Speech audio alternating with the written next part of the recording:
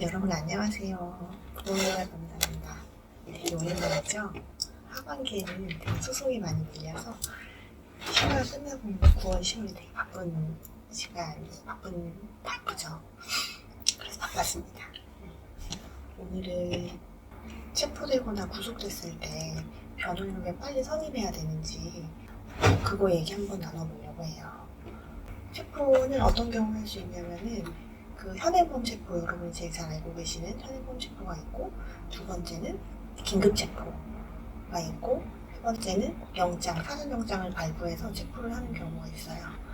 체포를 했을 때는 일정한 시간 이내에 구속영장을 청구를 해야 되는데, 그런 경우에 뭐 영장 실질 심사라던가 구속적부심 같은 게 열리게 되죠. 그 다음에 인용이 되면 구속이 되는 건데, 일단 구속이 되면 사건이 되게 빨리 진행이 돼요. 경찰 단계에서는 구속기간이 열흘이고, 그러니까 10일이죠. 그리고 검찰 단계에서도 구속기간이 열흘이에요. 한 차례 연장을 할 수 있는데 그것도 열흘이니까 검찰에서 아주 많이 해봤자 최대한 20일 정도죠. 그럼 바로 기소를 해야 됩니다.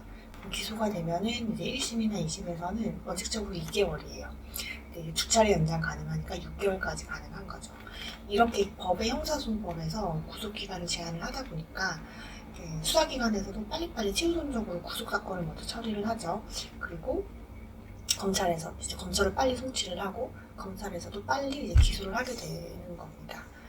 이런 경우에 이제 문제점은 뭐냐면은 이제 피의자나 이제 피고인 같은 경우에 그 수사 단계나 또 공판을 준비할 수 있는 기간이 충분하지가 않아요. 일단 가장 중요한 거는 이제 시간적으로 물리적 시간이 부족하다는 점이죠.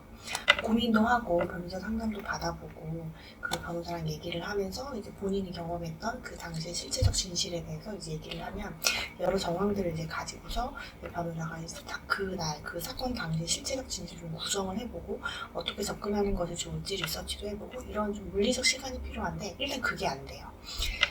변호사 선임이 늦어지게 되면 이제 그게 점점 줄어드니까 체포되거나 구속됐을 때는 이제 바로 변호인 선임을 빨리 하시는 게 좋고, 두 번째는 일단 체포되거나 구속이 되면 그 구치소에 가잖아요. 그러면 구치소에서 막 자유자재로 막 전화를 하거나 만나거나 이게 안 돼요. 변호인 접견을 가야 되죠. 전화도 마음대로 안 되죠. 접견 시간 제한이 있죠. 그리고 구치소가 다 외곽에 있어요.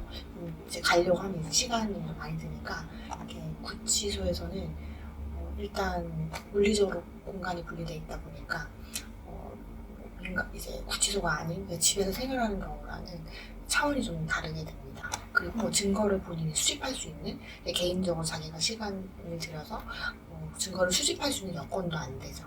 그러다 보니까 이제 구속사건 같은 경우에는 됐을 때 바로 최대한 그 자기가 이용할 수 있는 기간을 최대로 활용하셔야 이제 공판이나 수사 단계에서 제대로 이제 그 본인 이야기를 전달을 할 수 있고 입장 표명을 할 수 있어요.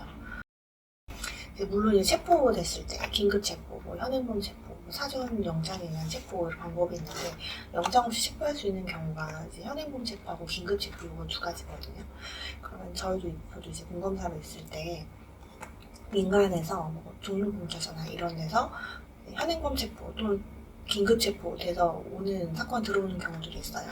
그럴 때는 이제 보고 이거를 검사가 석방지휘를 하거나 아니면 영장 청구를 하는 경우들이 있어요. 근데 이제 체포된 상태에서 이제 검사가 기록을 보고서 이거 석방을 해서는 안 되겠다라고 해서 이제 구속영장을 청구하게 되면은 바로 구속으로 전환이 되죠. 이제 법원에 이제 구속영장을 발부받아서 이제 바로 구속으로 전환이 되는데, 그러면 체포됐을 때부터 구속영장을 청구를 해야 되는 시간이 길어봤자 48시간이에요. 그러면 이제 길어봤자 이틀인 거죠.